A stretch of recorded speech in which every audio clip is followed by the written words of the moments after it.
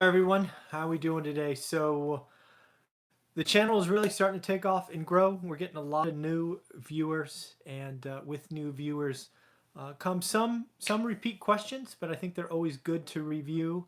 And I'm just going to do this live stream. I've got a bunch of questions on my computer screen. I'm talking to my phone, and we will just get started here.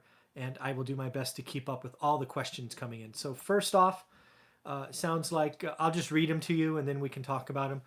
So one of the comments on a recent video was, I recently acquired a 2 apartment unit. So I'm thinking that means duplex. I just need to learn how to learn my markets, study some other basic courses, but I'm looking forward to learning as much as I can from you to get started. What else does it say? Only thing I need to do is fix them up and get rented. And then above, that was his first comment. And the second one says, if you could share ideas and directions to go learn my markets, is it through the newspaper, stock market, or what do I need to figure out? So in this case, it sounds like this individual bought a duplex. Again, I think that's what he means by 2 apartments. I guess it could just be two. I don't know. I'm going to guess it's a duplex. And it sounds like they're empty, because it sounds like he needs to do some basic repairs and rent them up. It doesn't sound like it's a big make ready cost, but it sounds like something. So I guess the first thing, if you've been watching this channel for any length of time, you know I'm huge on learning your market. But let's define what I mean by learn your market. I believe you need to understand what your market produces for an average return, right? You know, every market, when you look online, you look at realtor.com, Redfin, whatever, and you take the list price against the expected rent versus expected make ready. When you start to look at dozens and dozens of units, you know, it starts to become an average, right? So for example, in my market, an average is, you know, between 5 and 6%. Now some are listed too high or the rent's too low and they're below that. And you can work pretty hard to get something above that in my market. But in this case, you know, this subscriber owns them, right? And then he asks about learning the market. So when I say learn your market, it's before you buy, first off. But I think what he's looking for is advice like, okay, I got a duplex. Now what? Well, it sounds like you need to do some work. I can't tell how much work, but it's time to go get bids. You know, multiple bids. I would suggest go ask for referrals, because you can get taken advantage of pretty quick. Again, I don't know the size. It could just be cleaning for all I know. I don't know if you're going to self-manage or not. I don't know if these are in your backyard or out of state, so that's hard to say. I had a busy full-time job, so for me, it was about finding a property manager. So talk to a couple. I suggest finding a property manager where the principal or the owner is also an investor.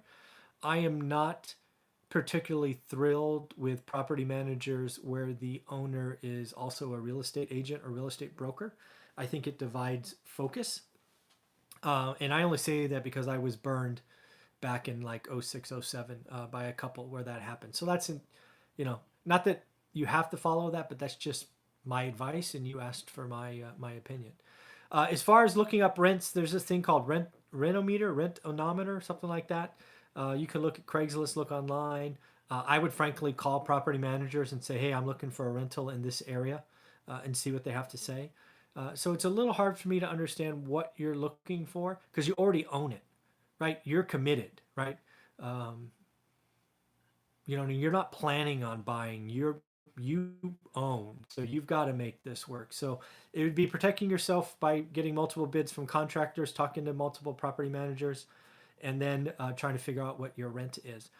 As far as learning your market, maybe before you buy the next one, try to figure out what an average return is. What I talk about all the time. It's what I use.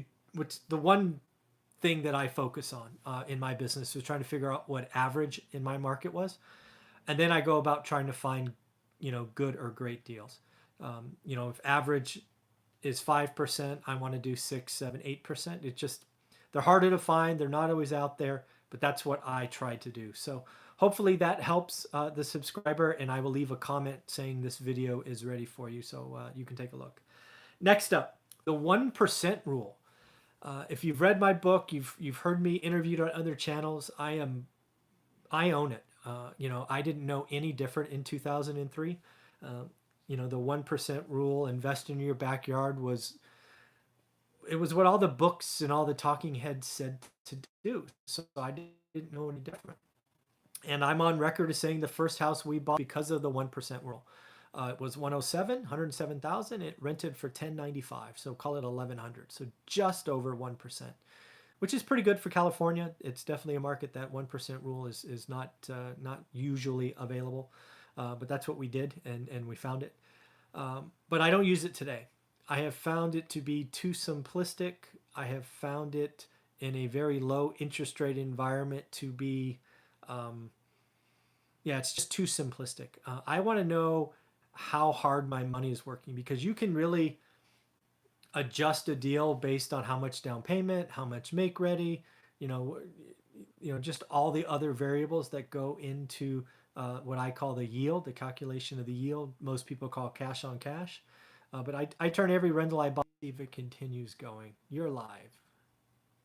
Let's see, am I still live? Yep. Sorry about that, everybody. This is what happens when you do live on your phone. I got a phone call. So I no longer use the 1% rule. I want to know how hard my money's working. Down payment, make ready, closing costs, expected cash flow. That's my calculation. So that is what I use. I haven't used the 1% rule in probably 15 years, probably, because it's simple. Don't get me wrong. I still look at it when I see list prices and the like, but it's just too simplistic. The next question I got, same person, was what yield or what return do you look for?